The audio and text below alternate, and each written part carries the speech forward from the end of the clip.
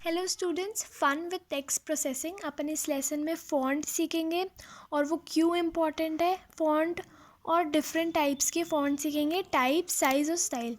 तो इसमें मैं आपको पहले एक स्टोरी से एक्सप्लेनेशन स्टार्ट करूँगी। तो एक स्टोरी है, तो इसमें 5 फिंगर्स है। Once the 5 fingers of the hand began to argue. They were boasting about themselves, trying to decide who was the greatest among them. तो वो सब लड़ने लग गए थे कि हम पाँचों में से सबसे ज़्यादा ग्रेटेस्ट कौन है।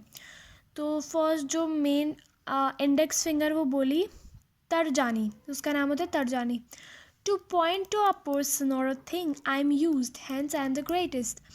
कि किसी पे भी पॉइंट करना है तो मैं यूज़ होता हूँ, इसलिए मैं ग्रेटेस्ट हूँ। फिर ये अंगूठासन थम थम बोला among the 5 of you us I am the greatest, without my hold you can not do any thing. वो अंगूठा बोला, अंगूठा था, हाँ तुम चारों में से सबसे ज़्यादा ग्रेटेस्ट मैं हूँ, क्योंकि मेरे बिना तुम कुछ भी नहीं हो। फिर द मिडिल फिंगर, जो मिडिल फिंगर मध्यमा, सेड कि all of you stand on the both of the sides of me, I stand tall like a gold medalist who won stands the victory podium above all. The 4 of you are lower than me. तो वो बोला कि तुम के मेरे आजू बाजू तुम खड़े होते हो, क्योंकि मैं सेंटर में खड़ा होता हूँ, और जो गोल्ड मेडलिस्ट होता है वो एकदम टॉप पे खड़ा होता है, और इसकी ये लॉन्ग फिंगर है तो वो टॉप पे खड़ा होता है, और जो सेकंड थर्ड आता है वो नीचे खड़े होते हैं। तो मैं गोल्ड मेडलिस्ट हूँ और तुम लोग नीचे हो, मिडिल फिंगर बोलना चाहता था।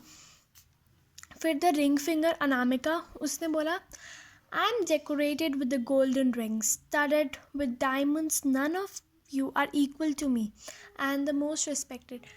तो वो बोला कि मैं रिंग से डेकोरेटेड होता हूँ, मैं डायमंड से रिप्रेजेंट करता हूँ, तो मैं डेकोरेट भी होता हूँ, तो तुम लोग कोई भी मेरी बराबरी नहीं कर सकते, और मैं बहुत रिस्पेक्टेड हूँ।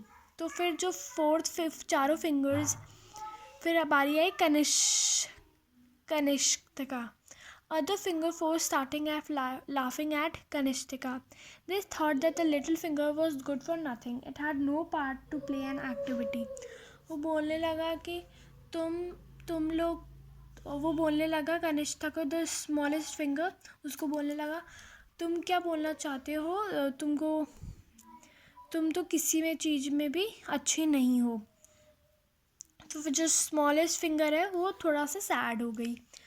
अब अपन स्टोरी आगे कंप्लीट कर। It thought and then it with all the humility it said, when the two hands are joined in the prayer, I stand in the front और the centre and all of you stand behind me, but all of you are needed to pray. वो बोलता कि मैं अगर बीच में खड़ा होता या साइड में खड़ा होता उससे कोई फ़र्क नहीं पड़ता, पर मैं तुम सबके साथ खड़ा होता हूँ। अगर मैं अकेला खड़ा हूँ तो वो प्रे का साइन नहीं दिखा है, हैंड ज्वाइनिंग का साइन नहीं दिखा है, हम साथ में खड़े होते तभी वो हाथ जुड़ पाते हैं। The other 4 fingers were ashamed of themselves. They realized that each of the finger important together and they cannot many task. वो चारों फिंगर्स थोड़ी सी अशेम्ड हो गई, वो सोचने लग गई कि उनने रियलाइज़ किया कि हम सब लोग एक दूसरे के लिए बहुत इम्पोर्टेंट है। One finger can not do much all by itself. When in the group they are used for work, play, expressing, learning, communicating, building, eating, painting and many other activities. The fingers together form a strong and the powerful team. Unity is the strength. तो इसमें वो बोलता है the one finger cannot, एक finger कुछ भी नहीं कर सकती है अकेले। जब वो लोग ग्रुप में होते हैं तो वो वर्क भी कर सकते हैं, प्ले भी कर सकते हैं, लर्न भी कर सकते हैं, कम्युनिकेट भी कर सकते हैं, और बिल्डिंग, ईटिंग, सब, पेंटिंग, सब कुछ कर सकते हैं।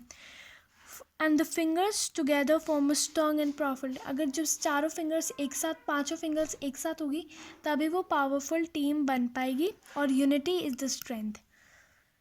तो ये हमारी स्टोरी थी, तो मैं नेक्स्ट आपको बाद में पढ़ाऊँगी। Thank you.